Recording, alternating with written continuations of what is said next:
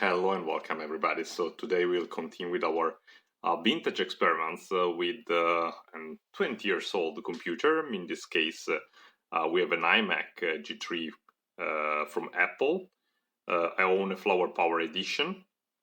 Of course, this specific version that I own has been fully upgraded, and I've pushed its hardware to the limit, to its limits.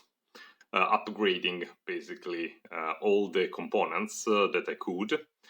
The processor has been upgraded, the logic board itself with the GPU inside has been upgraded, RAM has been maxed out, hard disk upgraded as well, operative system firmware fully upgraded. Yeah, and of course, the experiment for today is trying to play special games, the state-of-the-art 3D RPG games for that era, called Neverwinter Nights 1 from Atari and BioWare. So let's have a look at the minimum requirement for the game. And we will see that this kind of game will push the iMac G3 capabilities to its very limits. So very stressful test. Let's have a look. Let's open up LibreOffice on the iMac G3 and let's compare the minimum requirement table versus a standard 2001 iMac G3. And with the specs from my Flower Power iMac G3 edition. So first of all, in order to play Neverwinter Nights on Mac, you needed a Mac OS X 10.2.6 as version, while in that era, the Mac G3 that you could buy were having a Mac OS X 10.1. In our case, this check goes quite well since I've upgraded it to its maximum version, which is Mac OS X Tiger 10.4.11 version. Yeah, so we can put it in green. Then, when it comes to the CPU, we have a G4 processor as a minimum requirement running at 450 megahertz. And you know the iMac G3, of course, since the name. It's for the 2001 era were sold with the usual G3 processor running usually from 350 up to 500 megahertz range, so quite below the specs. G4 processor are much faster compared to the G3. When it comes to speed, when it comes to optimization, it has the Altivec extension that really enhanced its capabilities. So of course we were quite below the specs, but luckily I found a logic board with the latest and most powerful version of the G3 processor, which is a processor which runs at 700 megahertz, but also it has an upgraded, let's say, review of the chipset itself. So usually the standard 2001 iMac G3 were sold with the basic G3 processor. Then they have been evolved and upgraded with the latest edition with the CX G3 processor, which enhances some of its capabilities, like for example the cache. But when it comes to the version that I own, it's not even the CX, but it's the CXE, which is the latest version available for this iMac. The CXE spots an higher speed cache but also optimization when it comes to floating point performances. Yeah. And here, as you can see, we are below the minimum specs, since this is not a G4 processor, but since it's a G3 6E version and is running 700 megahertz, well, I thought at least that it was worth to try out, even if we are below the requirement. I would, and we can put, let's say, a yellow mark here when it comes to the processor. Yeah. So when it comes to the RAM, the minimum required RAM for the games are 256 megabyte, while the usual standard 2001 iMac G3 were sold with 128 megabytes. I've fully maxed out the RAM with 1 gigabyte of RAM. Yeah, so quite above the minimum requirements. So we put a green label on the RAM itself. And then we have the graphic card, another high spec minimum requirement for the era, where basically Atari and BioWare were demanding at least 32 megabytes of video RAM. Quite high demands for a compact computer like this one. In the standard 2001 iMac G3 were sold with 8 megabyte of video RAM coming from an ATI Rage Pro 128 with 8 megabytes of video RAM. Luckily, the logic board I found as the latest edition of the ATI Rage 128, which spots 16 megabytes of video RAM. So yeah, in this case, we have improved a lot the minimum video RAM that we have. At the same time, we are quite below. We are half of the total video RAM required to run the game. So in this case, I will put a magenta color red flag.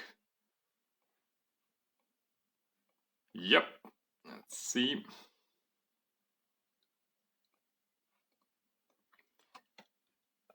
Still, I think we can try to run the game even if we have half of the video RAM. That would be the experiment a little bit. So let's see if it will work. But I'm quite optimistic because usually the engine run in Neverwinter Nights are quite finely tuned and can be adjusted when it comes to resolution, can be adjusted when it comes to quality, lightning effects. So maybe trying to lower down all the values over there may have us succeed.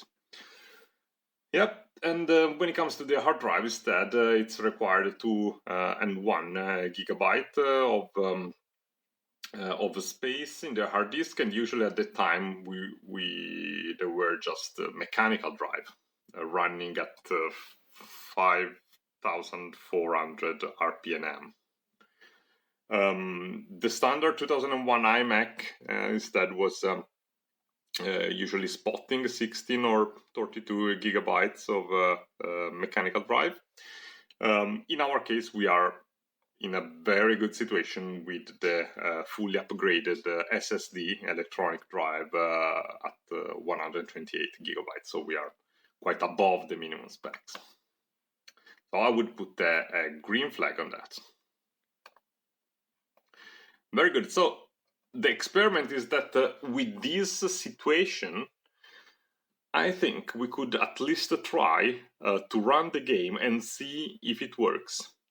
If it works flawlessly, or if we have some lag, or if we have low FPS. So let's have a look.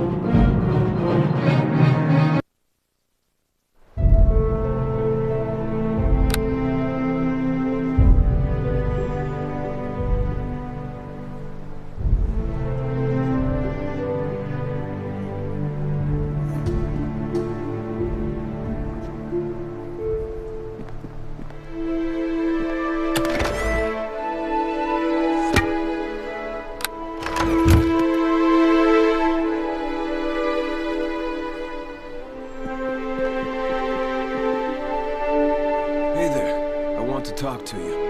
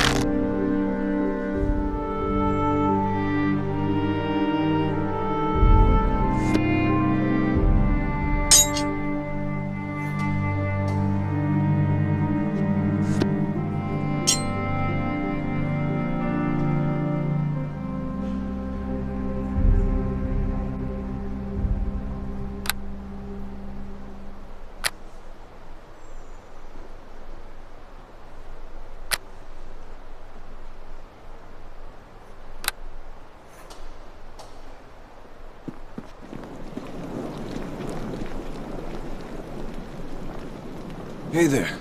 I want to talk to you.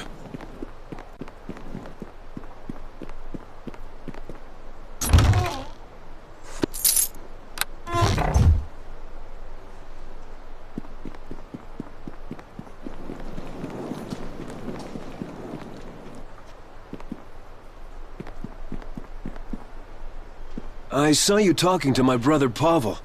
My name is Bim. If you want, I can give you a short...